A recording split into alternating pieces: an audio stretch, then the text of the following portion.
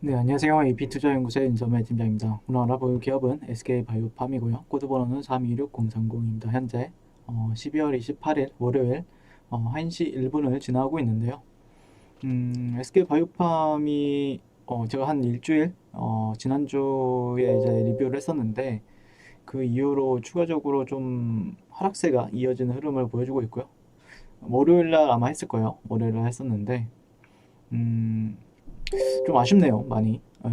그리고 뭐 실질적으로 SK바이오팜 같은 경우에는 뭐 여전히 좋게 보고 있긴 한데 일단 세노바메이트를 빼놓을 수 없죠.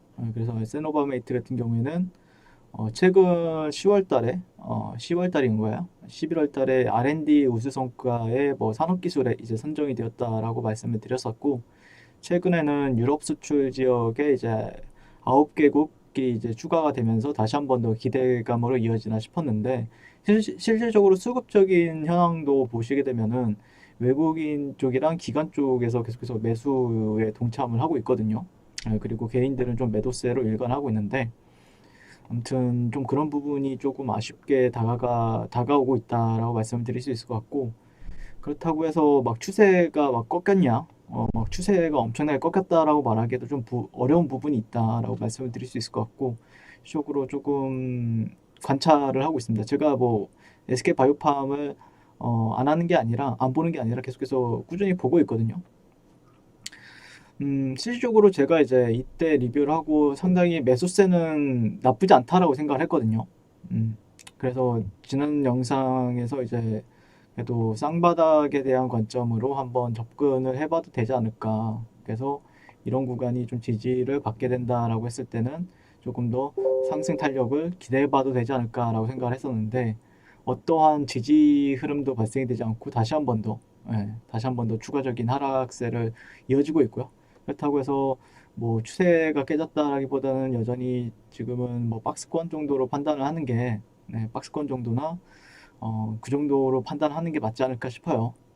그래서 상당히 많이 아쉽죠. 그리고 지난 영상에는 이제 SK 팜테코에 대해서도 조금 말씀드렸었는데 그 이후에도 추가적으로 뭐 들리는 소식이나 그런 부분은 없죠. 아무래도 1월 4일날 1월 4일날 그 보호예수 물량이 풀리는 물량이 있는데, 그런 부분에 대한 조금 우려감이 좀 개인들이 매도세, 근데 외국인들이 매수세가 꾸준히 들어온다고 하더라도 막 바로 즉각적으로 올라간다기보다는 조금 뭐 매집했다 올라갈지 아니면은 그 이후에 올라갈지는 조금 지켜봐야 되는 부분이 있겠다라고 말씀드릴 수 있을 것 같고, 뭐 절대 매수세가 실제로 많이 내려왔죠. 내려오기도 했는데 매수세가 약하다라고 판단하기에는 좀 무리가 있다라고 보고 있고요. 네. 하지만 조금 더 올라가려면은 시간적인 요소, 여기서 좀 즉각적으로 올라갔다라고 하면은 상당히 좀 좋았을 텐데 즉각적으로 올라가지 못했죠. 그렇기 때문에 뭐 어떻게 보면은 여기서 접근했던 사람들 같은 경우에는 실망감으로 던졌을 확률이 높고, 지지받으면 가지 않을까라고 생각했는데 바로 음, 그 22일 날 조금 음봉이 발생이 되면서 좀 던지지 않았을까라고 생각이 들고, 그 이후에 계속해서 지속적으로 약세 흐름을 보여주고 있다라고 말씀을 드릴 수 있겠습니다. 왜 이렇게 탄력적이지 못할, 뭐 근데 우려감이 좀 여전히 남아있다라고 볼 수 있을 것 같고, 만약에 11월 4일날 그게 이제 보유해서 물량이 풀리면은 기관 투자자들이 어떻게 행동을 할까, 그거를 좀 판단을 하시면서 대응하려고 하는 건지, 그런 부분들이 있지 않을까 싶고요.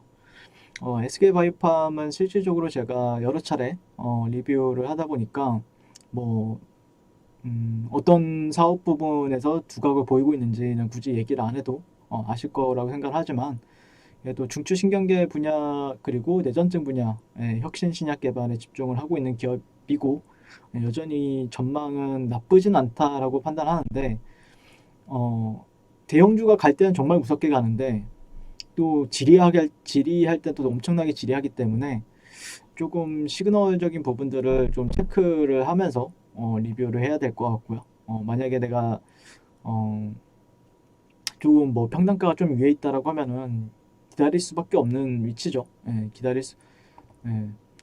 일단 가장 아쉬운 건 이런 것 같아요.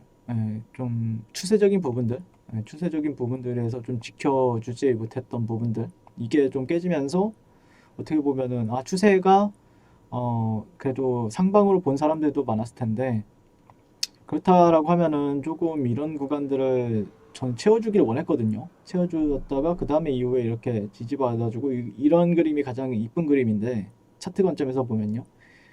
이탈이 나왔고 상승. 근데 여기서 이제 따라붙게 되면은 또 밀리는 구간인데 그래도 이렇게 됐을 때는 그래도 쌍바닥 관점에서는 또 조금 몇 시간이라도 아니면 하루 이틀이라도 이렇게 지지받아주면서 간다라고 하면은 다시 한 번 더 이런 그림을 좀 기대해 볼 수 있었을 텐데 좀 아쉽게 됐네요. 네, 좀 많이 아쉽습니다. 네, 하지만 여전히 뭐 특별하게 일단 여기서는 좀 제가 바라봤던 거는 조금 이런 하단 구간이 그래도 잘 지켜주고 있다라고 판단을 했었거든요. 그러면서 좀 매수 관점을 봤는데 이후에 잘 올라갔어요. 올라갔는데 그러면은 이런 데는 또 깨지지 않고 올라가는 게 맞죠. 올라갈 거라고 하면은 이런 구간은 굳이 깨는 게 아니라 지지를 좀 받아주는 흐름을 보여줘야 된다라고 생각을 하거든요. 중요한 자리잖아요. 어떻게 보면은. 예. 근데 그런 구간이 깨졌다가 저항받고 오히려 다시 한 번 더 실망 매물이 여기서 이제 출회가 되었다라고 판단할 수밖에 없는 거죠. 그다음에 하단 구간까지 다시 예, 과연 어떤 흐름을 보여줄지. 만약에 또 저가가 이탈이 된다라고 했을 때는 여기가 이제 저가가 되겠죠. 지금 저가가 이제 아슬아슬한데 16만 8,500원대, 16만 8,500원대가 여기가 저가가 되겠죠, 지금. 네. 근데 그렇다라고 했을 때는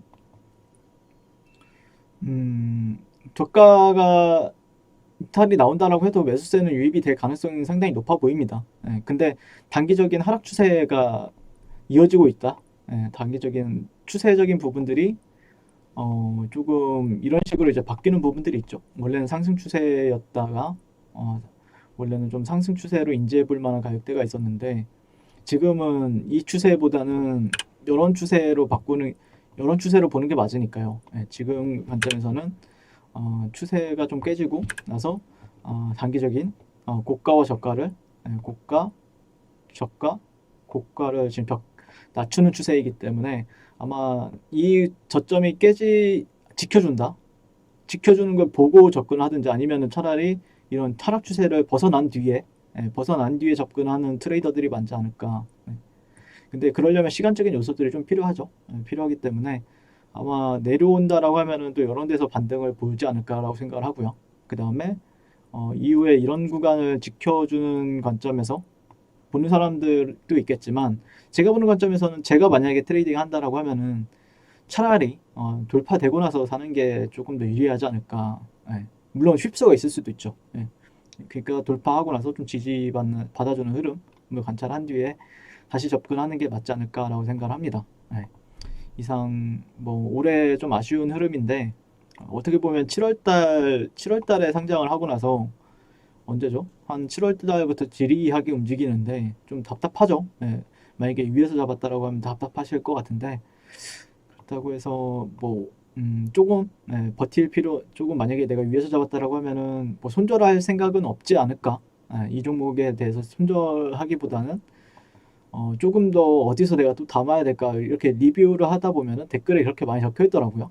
네, 댓글에 많이 적혀 있는데 조금 더 기다려 봐야 되겠죠. 네, 조금 더 기다려 볼 필요는 있다라고 말씀을 드릴 수 있을 것 같고 아마 올해는 좀 마무리가 어떻게 될지 모르겠는데 주봉도 어떻게 보면은 주봉을 저는 이때 12월 이때 둘째 주였나요? 둘째 주 때 좀 살려놔가지고 상당히 좀 긍정적으로 리뷰를 했었죠.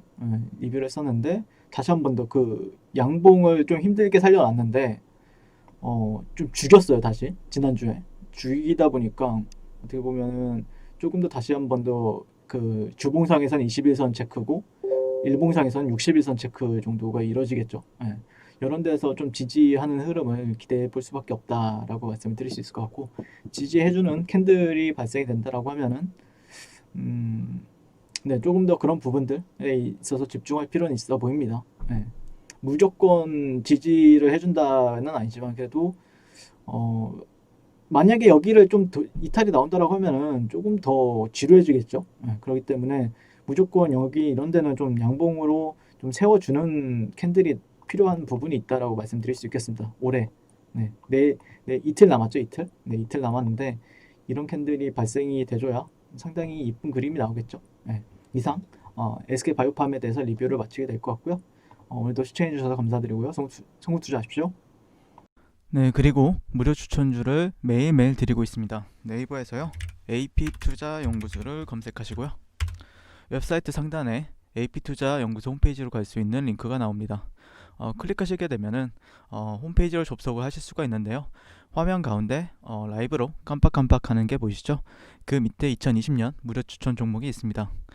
이렇게 클릭하시게 되면은 매일매일 저희 소장님께서 댓글로 리딩을 해드리고 있습니다. 12월 11일, 12월 10일 이렇게 계속해서 매일매일 추천 도와드리고 있고요. 오늘의 추천 종목의 동향을 한번 살펴보도록 할게요. 자, 7시 38분부터 댓글 리딩에 들어가신 걸 볼 수가 있고요. 주말 사이에 있었던 미증시에 대한 설명부터 상승과 하락에 대한 이유까지 댓글로서 리딩을 도와드리고 있습니다.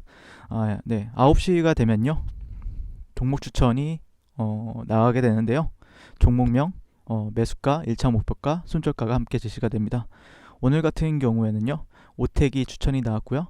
현재가 15,200원 기준 매수, 1차 목표가 15,650원, 손절가 14,500원으로 대응합니다 라고 목표가와 손절가가 같이 제시가 됩니다. 그랬을 때 주가가 상승하게 되어 목표가에 도달했을 때는 목표가에 도달했다고 댓글로서 리딩을 도와드리고 있고요. 하락하면 하락하게 되었다고 손절에 대한 리딩도 함께 해드리고 있습니다.